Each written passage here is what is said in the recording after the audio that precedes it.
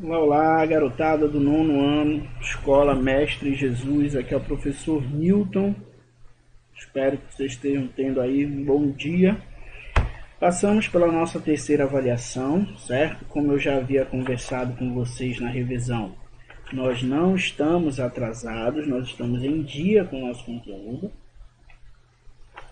Então, a partir de hoje, nós vamos começar o nosso último módulo do livro.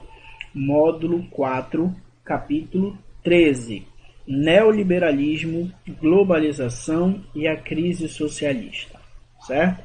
Lembrando que vocês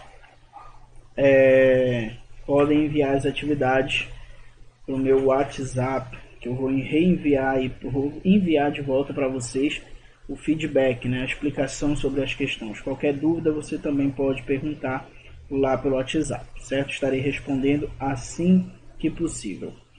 Queridos, na aula de hoje nós vamos trabalhar da página 2 até a página 7. 7 não, isso, até a página 7. Tá? Então hoje, da página 2 até a página 7, pegue seu livro para que você possa acompanhar a aula, certo? Então vamos lá. No nosso capítulo 13, nós vamos conversar sobre o neoliberalismo, globalização e a crise socialista. Então, para começar, nós vamos nos ater aí à explicação sobre o neoliberalismo, ou seja, o que era o neoliberalismo e por que ele foi proposto, quais os exemplos aí nos países que passou a funcionar essa nova vertente política e econômica aí, certo? Depois a gente passa para a globalização e crise do socialismo em aulas posteriores. Então vamos lá.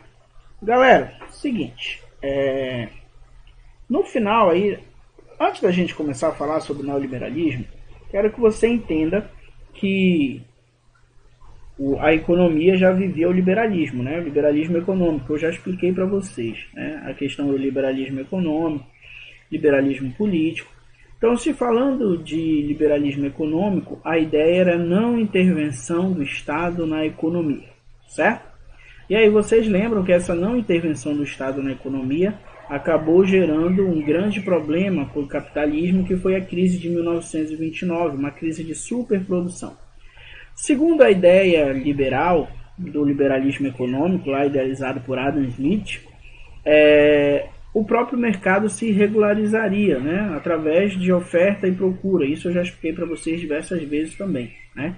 Então, no caso, a livre concorrência ela gerava benefícios para a população, porque era através dessa livre concorrência que os preços poderiam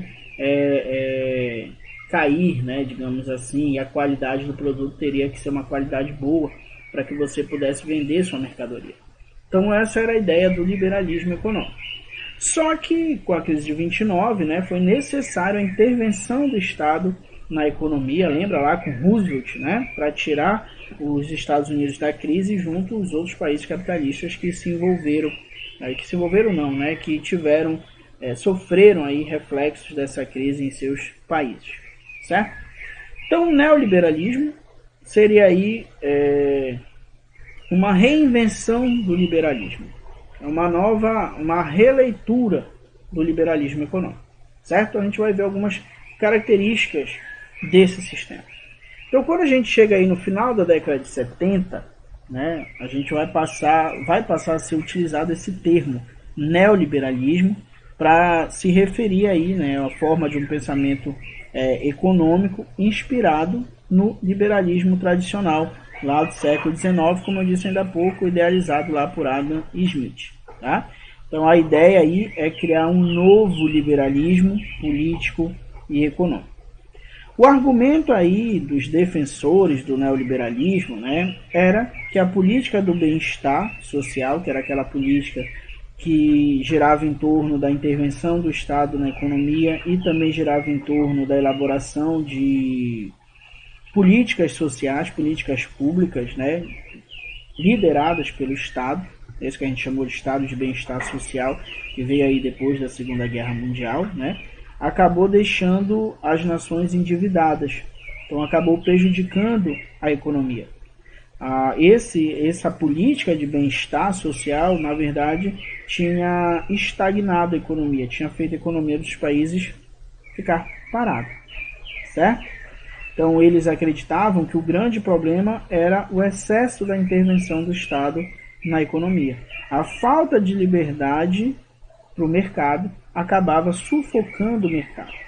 Essa era a ideia, certo? Então esse era o argumento deles para tirar essa política de bem-estar, esse estado de bem-estar social e colocar no lugar um novo modelo político e econômico que eles chamavam de neoliberalismo, certo? Quando a gente chega aí no ano de 1989, a gente tem se formando aí, né, as organizações internacionais, como o Fundo Monetário Internacional, o FMI, o Banco Mundial, o BM, e eles vão elaborar um documento, que nesse documento vão ter aí, é como se fosse um cronograma, né, as medidas que os países precisavam tomar para que eles fossem considerados neoliberais, né? Então, esse modelo, a partir desse momento, a gente tem esse modelo econômico meio que sendo propagado pelo mundo. E agora vamos entender as características do neoliberalismo. Gente, principal característica do neoliberalismo era a redução do papel do Estado na economia.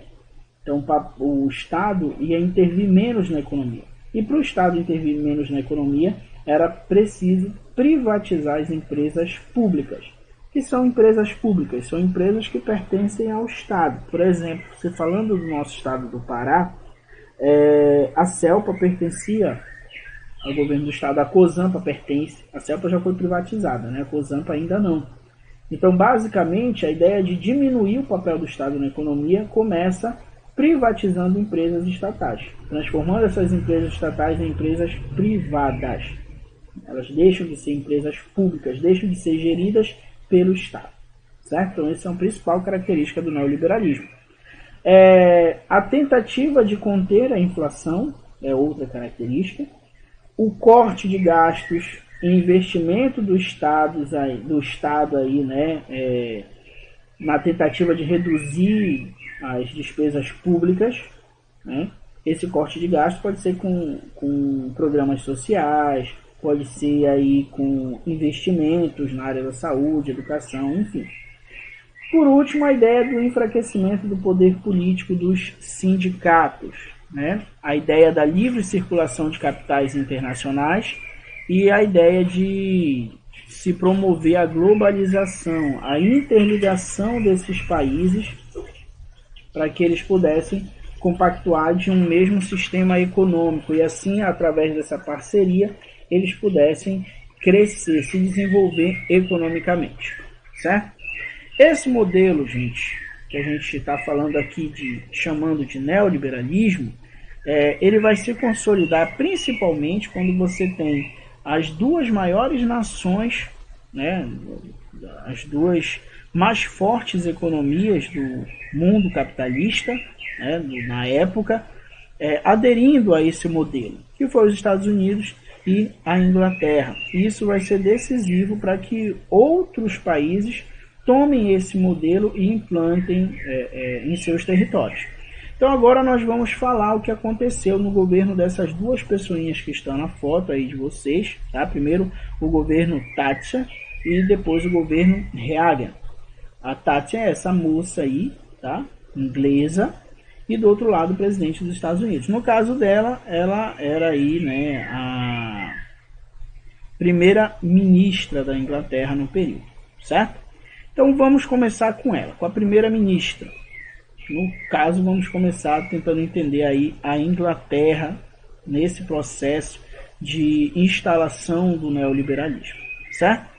Então, gente, na Inglaterra, essa política neoliberal aí chamou muita atenção, porque até então o país vivia sobre a ideia do estado de bem-estar social, né? Desde o fim, como eu disse, da Segunda Guerra Mundial. Então, acabava fazendo muitos investimentos públicos, né, em programas sociais, por exemplo. E quando a Margaret aí assume, eu vou chamar de Margaret, tá? Porque o segundo nome dela eu não consigo falar direito.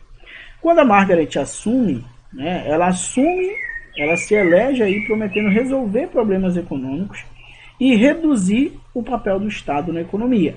Então já é uma característica neoliberal, né? Ela vai enfrentar, sim, uma forte resistência, principalmente na figura dos sindicatos, né? Os sindicatos, eles são contra a ideia do neoliberalismo, essa ideia do Estado mínimo, né? Assim que a gente chama, a ideia de que o Estado não regulariza nada na economia, tá? Então os sindicatos, eles são contrários a essa ideia. Então ela acaba, mesmo com a oposição dos sindicatos, ela acaba por reduzir aí alguns benefícios sociais e acaba diminuindo os gastos públicos. Como ela tinha uma personalidade forte, muitos chamavam ela de dama de ferro, tá? Um dos exemplos aí de medidas tomadas por ela foi a privatização das minas de carvão da Inglaterra. Ela dizia que as minas não eram lucrativas e, no caso, era um peso para o Estado manter essas minas. Já os mineiros já defendiam que ainda dava para ter muito lucro aí nas minas de carvão, ainda dava para gerar muita riqueza e que, na verdade, a privatização ia gerar uma demissão em massa, o que ia causar mais problemas sociais. Então, esses mineiros vão organizar uma greve que vai durar quase um ano, de 1984 até 1985. Nesse período de greve vamos ter enfrentamento dos manifestantes com os policiais e tudo mais, mas ainda assim a Margaret vai conseguir privatizar, tá? A privatização vai acontecer.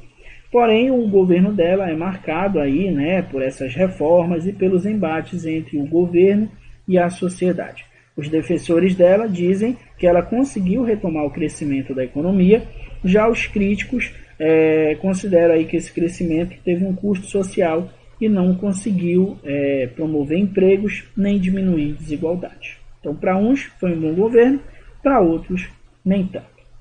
Agora vamos falar sobre o governo de Reagan.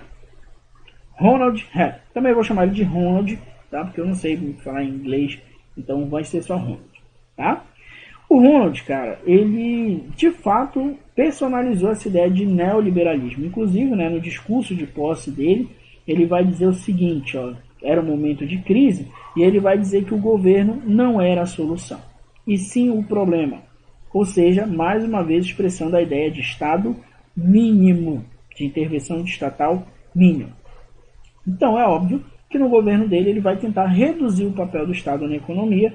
E, segundo ele, através dessa iniciativa, a economia voltaria a crescer, certo? A gente diz que a política econômica dele era apoiada em 4 pilares, que era a redução dos gastos públicos, obviamente, a ideia de não investir tanto em programas sociais, redução de impostos sobre renda, menor regulação da economia e um controle da inflação. Então, segundo ele, obedecendo aí, trabalhando em cima desses 4 pilares, a economia norte-americana iria voltar a ser mais dinâmica, certo? Durante o governo dele vai se gastar muito com os militares, né? Vai aumentar aí muito o gasto, principalmente aí na ideia de investir em estratégias de defesa, que inclusive essas estratégias passaram a ser chamadas aí como Guerra nas Estrelas, né? Porque era uma estratégia de defesa com armas espaciais e tudo mais.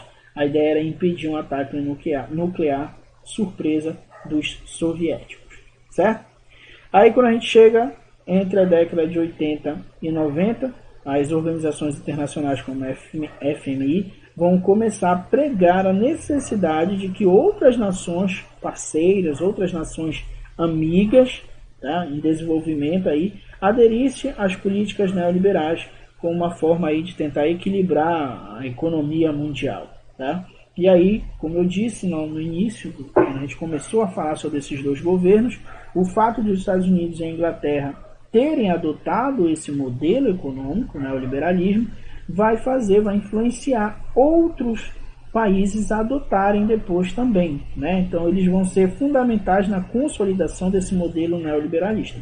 Então outros países como o México, a Argentina e depois o Brasil, que a gente vai estudar mais lá na frente como foi esse liberalismo aqui no nosso país, certo? Esse neoliberalismo, certo?